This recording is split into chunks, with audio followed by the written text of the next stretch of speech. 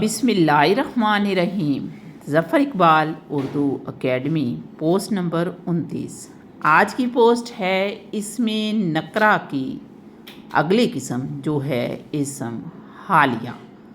اسم حالیہ جیسا کہ نام سے ظاہر ہے حالت کو ظاہر کرتی ہے، فاعل اور مفعول کی حالت، جیسے روتا ہوا، ہنستا ہوا، گاتا ہوا، کھاتا ہوا، یعنی وہ اسم جو مفعول کی حالت کو ظاہر کرے اسم حالیہ ہوگا۔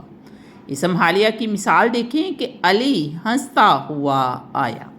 علی اب فاعل ہے اور اس کی حالت یعنی ہنستا ہوا ظاہر کر رہا ہے جو فعل سے نکلا ہے، تو یہ اسم حالیہ ہے۔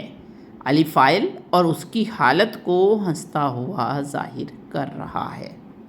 اب سوال یہ بنتا ہے کہ اسم حالیہ بناتے کیسے ہیں؟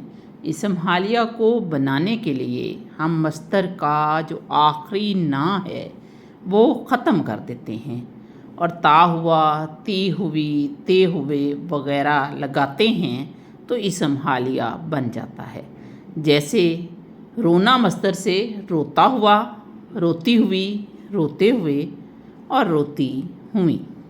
اگر بات شعری مثال کی کریں تو علامہ محمد اقبال ندی کی حالت کو ظاہر کرتے ہوئے کہتے ہیں: آتی ہے ندی کوہ فراز سے گاتی ہوئی، کوثر و تسنیم کی موجوں کو شرماتی ہوئی، آئینہ سا قدرت کو دکھلاتی ہوئی، سنگرہ سے گاہ بجتی گاہ ٹکراتی ہوئی۔